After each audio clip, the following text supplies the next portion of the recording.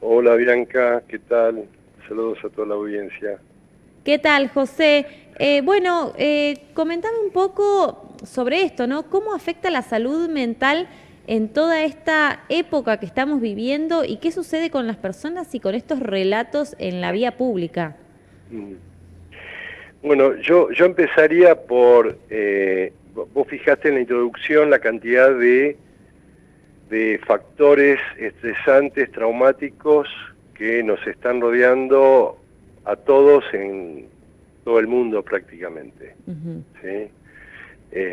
Uno podría decir, bueno, siempre ocurrió guerras o gente que mata gente, bueno, agresividad. Ujú. Pero todo esto que estás describiendo, de alguna manera, sí, cómo se está viviendo. Y yo lo escuchaba y me angustié, Tal porque cual. los seres humanos tenemos mecanismos de defensa para sobrevivir. Entonces, bueno, es como que está todo eso, nos disociamos y continuamos con, digamos, lo nuestro, ¿sí? Tratando de mantener lo nuestro, Ujú. ¿sí? Es un mecanismo de defensa. Es un poco como, bueno, la muerte la tenemos negada porque si no, no podríamos seguir adelante. Es un mecanismo muy profundo de la mente humana. Ujú. Eso, por un lado, respecto, a ver, eh, para sintetizarlo, para ir desde mi punto de vista a lo básico, malo que está ocurriendo a nivel global, tiene que ver, y bueno, en nuestro país con sus particularidades, tiene que ver con una fractura en el contrato de confianza con el prójimo, sería con el otro, Ujú. con hay una fractura, ¿sí? Hay como una desconfianza de base, se genera una desconfianza de base respecto del otro y de su intención y en realidad qué quiere. Ujú. Viste que se habla de la posverdad, Sí, ahora se habla de la posverdad, que traté de entender un poco de qué se trata y me di cuenta que sí, efectivamente es la posverdad, porque hoy es como que la verdad no aparece, pueden haber varias verdades, ujú, pero en realidad una cosa es la realidad, otra cosa es la verdad. La realidad es subjetiva, la verdad es concreta, es claro. como la física, ¿sí? Concreta. Dumbo es una imaginación humana porque no responde a la física. Ujú. Es una realidad cuando uno lo mira en la tele, pero no es la verdad. Ujú. Entonces, Y ¿cuál es la esta... verdad? Ujú. ¿Cuál es la verdad que dice, por ejemplo, la gobernanza cuando dice, Claro. no, por ejemplo, cuál es la verdad respecto de eh, cuando compro esto si realmente va a estar la garantía, por Ujú. ejemplo, o la verdad, pues, ese desconocimiento genera alteraciones en donde no nos damos cuenta, pero se genera este punto de desconfianza, entonces eso lleva a que uno quede con su propia verdad, aislado, ¿sí? Por Ujú. supuesto con todos los condimentos, frustrado, sin la posibilidad de comunicación, porque nos perdimos la capacidad de comunicación, se fue perdiendo por la pandemia, Ujú. y bueno, eso lleva a un estadio donde si no hay verdad, si no hay confianza, y lo que predomina es la desconfianza, Ujú. mientras uno sale, la seguridad, etcétera, etcétera, y eso lleva, bueno, a que no hay ley, ¿sí? Es como que cada uno por sí mismo. Ujú. Este, y en ese uno, no, cada uno yo para mí mismo, y termino desconociendo, entonces cualquier cosa que se me ponga en el camino, que me obture, me voy a poner malo, Claro. porque la pandemia, el aislamiento, la crisis, toda esta crisis cultural que estamos viviendo a nivel planetario genera agresividad, genera desesperación, ¿sí? Ujú. Y genera lo que promueve por eso digo lo malo de uno mismo, Ujú. lo negativo, en ese sentido de lo malo.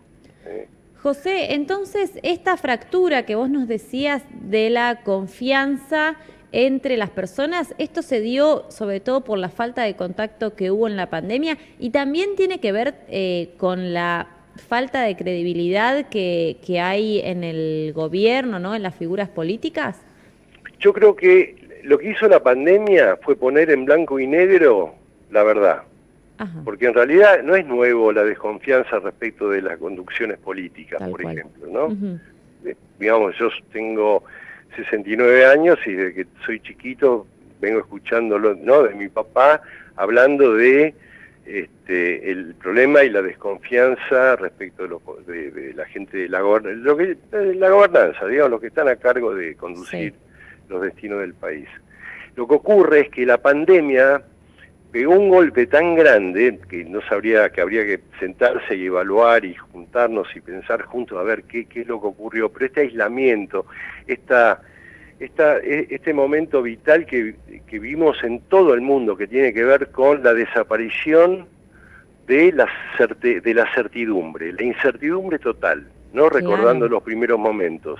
Claro. Eso generó como eso tuvo un efecto muy grande que puso hizo que surgiera, que se viera con más claridad aquello que capaz que estaba antes oculto.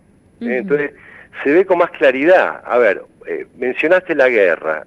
Hoy, que también tiene su lado, podríamos decir, aprovechando la oportunidad, iluminador. Porque hoy la guerra, la guerra es una mala palabra. Sí. A nivel mundial. Sí. La guerra ha sido ovacionada, pedida, festejada, la guerra, vamos a la guerra. Claro. Digamos, está presente el tema. Bueno, hoy la palabra guerra es una mala palabra y nos angustia y nos asquea. Porque hoy podemos ver guerra igual en este tema de estar casi en tiempo real viendo masacres, pone sobre el relieve esto que está mal. Claro. Que antes quedaba medio oculto, tapado, por supuesto, cuestionado, criticado, pero en estos momentos hay un consenso, podríamos decir, la mayor parte de la población mundial de que la guerra no. ¿Sí? Claro. Y la guerra no, y el abuso no, y el maltrato a los chicos no, y la violencia de género contra la mujer no. Es decir, que se polarizó, digamos, y se definió más lo que es el bien y el mal. Yo creo que sí. Yo creo que hoy el bien y el mal está tan fuerte que la palabra hoy la palabra nazi es una mala palabra. Hubo épocas hasta hace mucho tiempo donde la palabra nazi era para algunos una buena palabra. Hoy los rusos le dicen nazi a los ucranianos y los ucranianos le dicen nazis o Hitler a Putin. Claro. ¿No? Pensar esto, nazi, Hitler. Nosotros vemos muy bien esto, muy claramente en el Instituto Austral, porque como la pandemia terminó generando como la aparición de manera aguda muchos trastornos mentales que estaban medio solapados, muchos de ellos capaz que ni hubieran aparecido. Estoy hablando de crisis de angustia por fobias que estaban ahí ocultas o brotes psicóticos, o depresiones que estaban ahí latentes, pero bueno, de repente aislado, un chico no puede ir al colegio, pierde sus contactos sociales, boom, ahí es como que generó una especie de fractura de aquello que la persona tiene más débil, por decirlo de alguna manera. José, y también te consulto, muy interesante la charla y lamento que nos queden tan pocos minutos, pero me interesa charlar sobre esto, bueno, la pandemia. Uno, si hace 5 años nos decían que iba a pasar todo esto, que no nos íbamos a poder acercar a la otra persona, que iba a haber un virus que iba a parar al mundo, nadie lo iba a creer. y hoy pasó. Entonces, ¿qué pasa con lo creíble, con la fantasía, con la realidad? ¿Sucede algo ahí en la mente humana? Y se pierden las coordenadas. Ujú. Estamos en una situación, hoy se ve la luz al final del túnel, podríamos decir, por el tema de la pandemia. Ujú. Pero la realidad es que estamos en alerta permanente. ¿Terminó realmente? Claro. ¿Sí? Tomamos ese avión, el que tiene la suerte de, ¿no?, un avión, largamos con el emprendimiento, no porque de repente apareció la guerra. Como fue, ¿qué es esto? ¿La guerra? Claro, y esto de que esté imaginar? latente, de que se desate la Tercera Guerra Mundial, también le da más incertidumbre a las personas, porque la vemos lejos ahí, pero lo mismo sucedió con la pandemia, la veíamos lejos allá en China y de repente a los días la teníamos acá. Exactamente. Ese es bueno, a ver, el tema es descomunal o está en manos de Dios, por un lado, yo partiría de ahí, pero por otro lado yo creo que podemos hacer mucho las personas, las comunidades para no solamente recuperar ir a lo prepandémico, sino como construir un nuevo centro interno. Ajá. Como un nuevo reencuentro entre los seres humanos. Y para hacer eso se necesita algo que tengamos en común, todos. Y lo que tenemos en común todos, los que tenemos la bendición, son los chicos. Los chicos, ponele menores de 20 años. Y todos concentrarnos ahí. ¿Qué es lo mejor para ellos? Porque ahí va desde la educación hasta el gas que tiene que llegar a la escuela, hasta la alimentación que tiene que tener, la capacitación la nueva capacitación que tienen que tener los educadores, las familias y cómo deconstruirse y reconstruirse para poder volver a verlos, porque a los chicos, por todo esto que ocurre, y uno no es Dios, digamos, es un ser humano, entonces la mirada, el cuidado, el acompañamiento, el escuchar a los chicos, a los jóvenes, quedó muy, muy alterado. Entonces tenemos que hacer un esfuerzo para reconcentrarnos, mirarlos, observarlos. El otro día comparto algo, digo, es para mucho, es para juntarnos y hacer un encuentro, de un retiro de 48 horas para reflexionar acerca de temas de manera transdisciplinaria, salud, educación, medio de comunicación, no sé cómo para... Pero el otro día me pasó algo que fue muy, muy, muy emocionante. Pasé por un colegio y estaba lleno de chicos, lleno de chicos. Chicos medianos, chicos más grandes, adolescentes, jugando, hablando, y fue como recuperar eso que se había que quedó perdido, porque las escuelas estaban sin chicos, no había chicos. Claro. Y pensé, bueno, qué bueno. Entonces, ese solo acto, poder mirarlos, porque cuando uno los mira y uno sonríe, hay alguien, ve a este señor canoso, con barba, que de repente mira y se sonríe. Tal cual.